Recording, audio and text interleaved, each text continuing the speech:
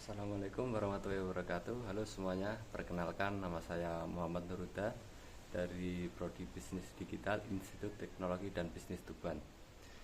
Di sini saya akan menjelaskan sedikit mengenai tentang Arduino dan bagian-bagiannya. Arduino tersini adalah papan microcontroller yang banyak digunakan untuk membuat berbagai proyek elektronik seperti robot, sensor otomatis, dan alat pintar lainnya. Sekarang kita lanjut ke bagian-bagian Arduino. Di sini ada power USB. Ini adalah tempat untuk menyambungkan kabel USB dari komputer ke Arduino. Melalui power USB ini, Arduino bisa mendapatkan daya listrik sekaligus mengirim dan menerima program dari komputer. Jadi, tanpa kabel USB ini, kita tidak bisa mengubah program dari laptop ke papan Arduino. Kemudian yang di bawahnya ada kristal osilator. Di sini kristal osilator berfungsi sebagai pengatur kecepatan kerja mikrokontroler. Komponen ini bekerja seperti jam tangan yang memberi detak atau irama pada otak Arduino agar bisa memproses perintah dengan tepat.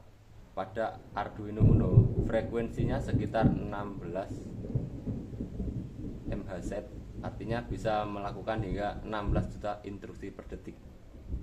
Kemudian ada voltage regulator. Nah, voltage regulator ini berfungsi untuk menstabilkan arus listrik yang masuk ke Arduino. Jika kita memberi tegangan lebih tinggi seperti 9 volt atau 12 volt dari adaptor, regulator ini akan menurunkannya menjadi 5 volt yang aman untuk digunakan mikrocontroller dan komponen lainnya. Tanpa regulator ini, Arduino bisa rusak karena kelebihan tegangan.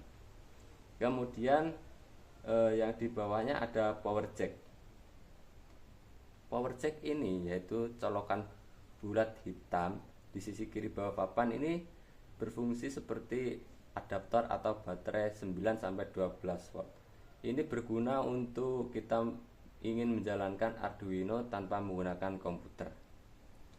Kemudian ada pin power 5 volt, pin power 3,3 volt, dan pin ground atau GND ini. Pin power 3,3 volt dan 5 volt digunakan untuk memberikan listrik ke sensor, LED atau modul lainnya. Sedangkan pin ground ini adalah yaitu jalur negatif listrik. Semua komponen biasanya dihubungkan ke pin ground ini agar arus bisa kembali ke sumbernya. Pin ini sangat penting karena menjadi pusat daya untuk semua rangkaian yang kita buat. Kemudian ada pin analog. Pin analog A0 sampai A5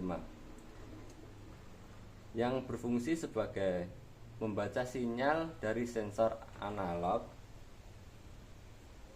Untuk membaca sinyal dari sensor analog seperti sensor cahaya, sensor suhu, atau potensiometer, Arduino dapat mengubah sinyal analog ini menjadi nilai digital dari 0 hingga 1023, sehingga kita bisa mengetahui besarnya perubahan pada sensor akurat.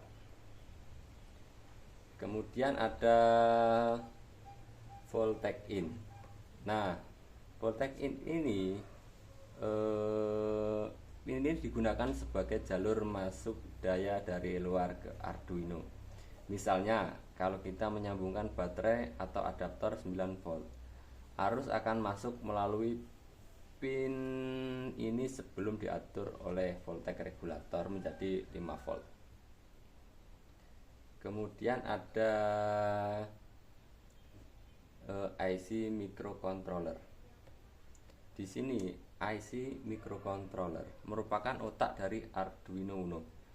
Semua kode program yang kita tulis di komputer akan disimpan dan dijalankan oleh chip ini. Mikrokontroler inilah yang mengendalikan seluruh kerja pin, sensor, dan komponen lainnya di papan Arduino. Kemudian ada pin ICSP. Nah, pada pin ini digunakan untuk memprogram ulang mikrokontroler, digunakan untuk memogram ulang mikrokontroler atau memperbaiki sistem bootloadernya. Biasanya digunakan oleh teknisi atau pengguna tingkat lanjut yang ingin melakukan programan langsung pada chip. Kemudian ada LED power indicator. Nah, pada LED power indicator ini, lampu kecil ini akan menyala ketika Arduino mendapat daya listrik. LED ini membantu memastikan bahwa papan sudah aktif dan siap digunakan. Yang selanjutnya, yang di atasnya ini ada LED TX dan RX. TX ini berarti transmit atau mengirim data, sedangkan RX ini berarti receive atau menerima data. Saat kita mengirim atau menerima data melalui port USB atau komunikasi serial, kedua LED ini akan berkedip sebagai tanda bahwa data sedang diproses. Kemudian ada pin digital 10. Nah, pada pin ini berarti input dan output. Artinya pin ini bisa menerima sinyal dari sensor input atau mengirim sinyal untuk mengontrol perangkat seperti LED dan motor atau output. Beberapa pin memiliki tanda yang menunjukkan pin tersebut bisa digunakan untuk BMW, misalnya untuk mengatur kecerahan LED atau kecepatan motor. Kemudian ada pin RF. Nah, pada pin RF ini digunakan untuk mengatur tegangan referensi bagi pembacaan sinyal analog.